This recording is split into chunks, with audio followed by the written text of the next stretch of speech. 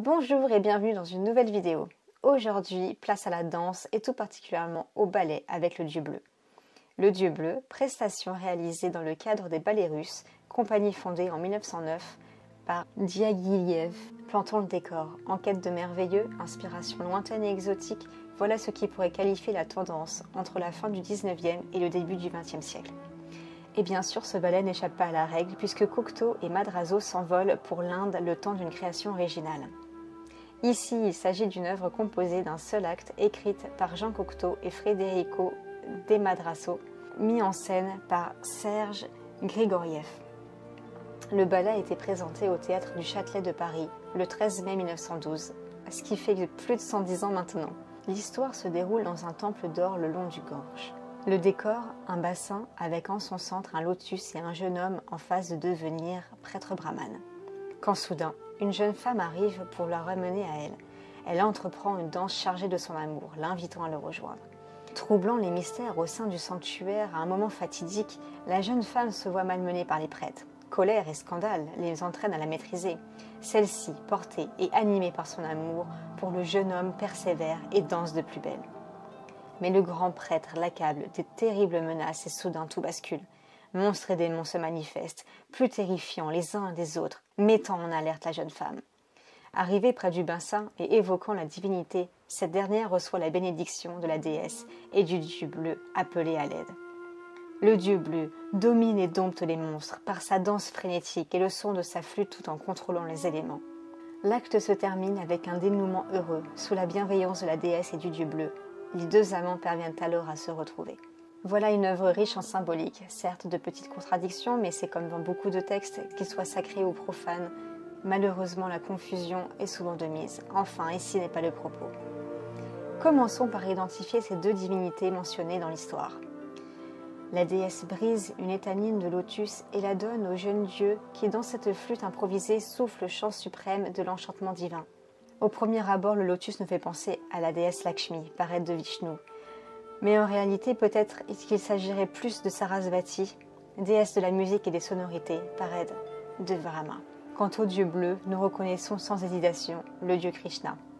Krishna est un dieu très aimé et respecté en Inde, bienveillant, dieu d'amour et de paix. Il est également redoutable comme guerrier quand il s'agit de protéger l'humanité du mal.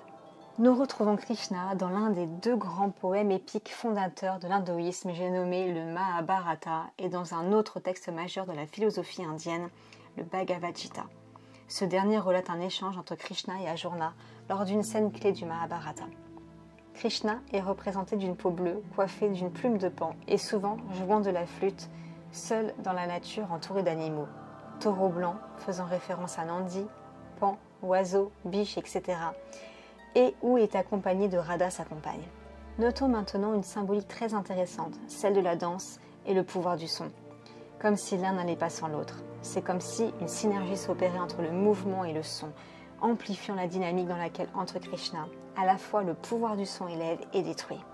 Ce n'est pas un hasard si en Inde, Aum est le son créateur, tout comme le souffle de Brahma est à l'origine de toute création.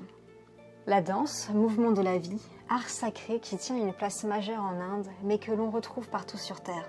L'omniprésence de la danse dans les cultures ancestrales, et pour certaines dites primitives, reflète bien l'importance de cet art. Pourquoi la danse nous accompagnerait-elle depuis l'aube des temps, si elle n'était pas fondamentale dans la compréhension du monde? Restons en Inde. Shiva ne danse-t-il pas sa création quand il est Nataraja? Nataraja signifiant le roi de la danse. Grand créateur des mondes et de l'humanité, mais aussi grand destructeur du mal, il détruit l'ignorance symbolisée par le nain qui l'écrase. Autre dieu qui danse, Ganesh, initié par son père Shiva à la danse cosmique, il lève les obstacles, dieu de joie, d'abondance et des plaisirs de la vie. Et d'ailleurs, quand nous sommes heureux, ne manifestons pas notre joie avec quelques petits pas de danse, pour marquer notre enthousiasme.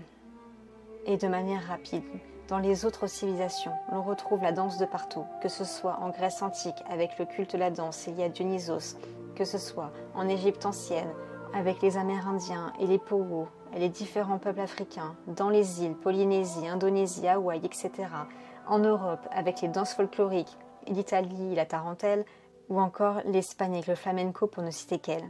et bien sûr l'Asie et ainsi de suite. Nous pourrions passer à la loupe toutes les cultures du monde.